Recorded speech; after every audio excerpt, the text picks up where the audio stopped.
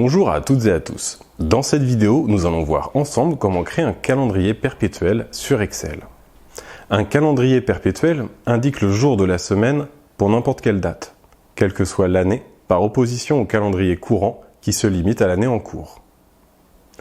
Vous pourrez donc, à la suite de ce tutoriel, afficher le calendrier suivant l'année que vous souhaitez et avoir directement en visualisation les différents jours fériés et week-ends. Maintenant, passons à la pratique. Alors nous voici sur Excel. Nous allons inscrire ici l'année qui correspondra au calendrier à afficher.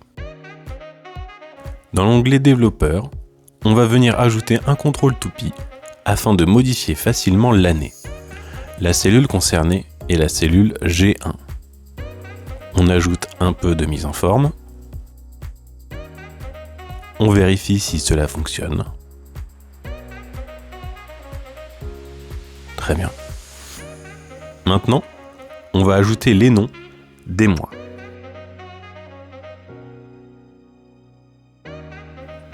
Un petit peu de mise en forme.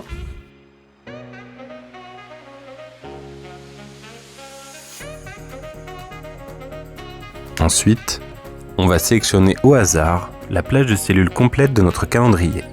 Puis, on va venir ajouter une fonction matricielle. Alors, égale date, puisque nous cherchons effectivement à afficher une date. La date à afficher fait directement référence à notre cellule G1.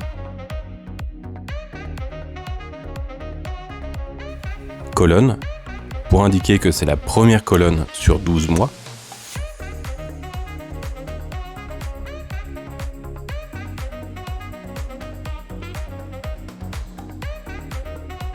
Et ligne, pour indiquer que c'est la première ligne sur 31.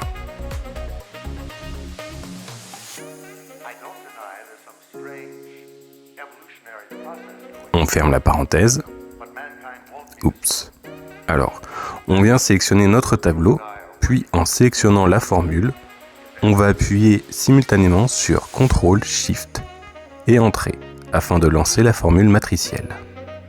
Vous retrouverez la formule en description de la vidéo. Le résultat est instantané. On resélectionne notre tableau, on indique un format de date, on vient réduire les lignes qui ne nous intéressent pas. Maintenant, comme vous pouvez le voir, il y a un problème d'affichage, puisque par exemple, le mois de février est incorrect. Il nous indique des journées de mars sur le mois. Et oui, puisque dans la formule matricielle, nous avons demandé à Excel de calculer sur 31 chaque mois. Pour pallier à ce problème, nous allons simplement utiliser une mise en forme conditionnelle. On sélectionne donc notre tableau, puis, dans Accueil, on va venir ajouter une mise en forme conditionnelle. On va venir sélectionner la règle tout en bas, puis on va indiquer la formule suivante.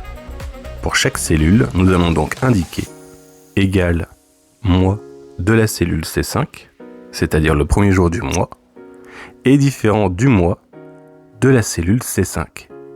Si cette condition est vraie, on va venir ajouter un format spécifique.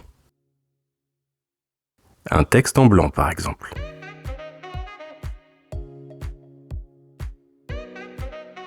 Voici le résultat. Nous avons donc plus d'incohérence.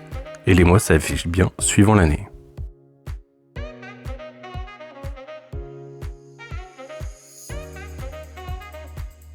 Maintenant, nous allons colorier chaque cellule qui indique un samedi ou un dimanche. On commence avec les samedis avec la formule suivante.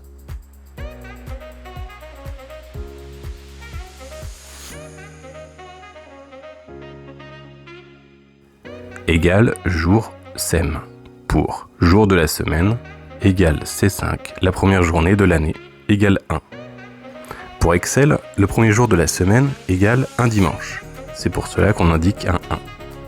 Et ensuite, on va venir choisir par exemple une couleur sur cette condition.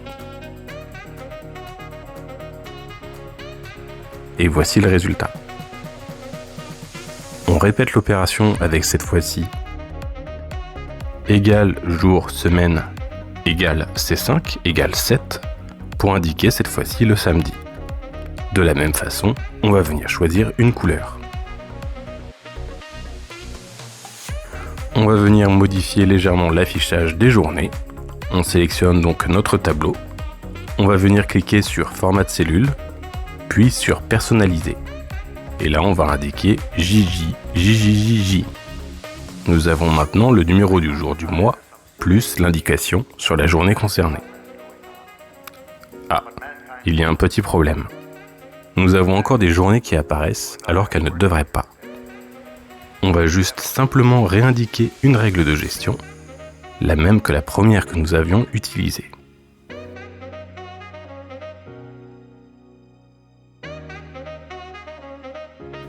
On va maintenant rajouter les jours fériés. La méthode la plus simple est simplement de rechercher dans Google « Calculer les jours fériés ». Encore une fois, vous retrouverez en description de la vidéo la formule afin de calculer les différents jours fériés. Une fois que les jours fériés sont calculés, on va simplement sélectionner les jours concernés, puis, dans l'onglet Formule, on va cliquer sur Gestionnaire de noms. Nouveau, on va indiquer que cette plage de données s'appellera JFR. On enregistre. Maintenant, pour afficher ces jours fériés, on sélectionne notre calendrier et on va rajouter une mise en forme conditionnelle. Égale ou C5 égale JFR. C'est-à-dire, dès qu'une date du tableau correspond à une date de la liste JFR, on applique un format spécifique. Exemple, on va modifier le fond en jaune. Alors, il y a juste encore un petit problème à régler. Il y a par exemple un jour férié fin avril qui ne devrait pas s'afficher. On va juste venir régler l'ordre des mises en forme conditionnelles. Et voici le résultat. Nous avons donc maintenant un calendrier qui se mettra à jour automatiquement suivant l'année que nous souhaitons.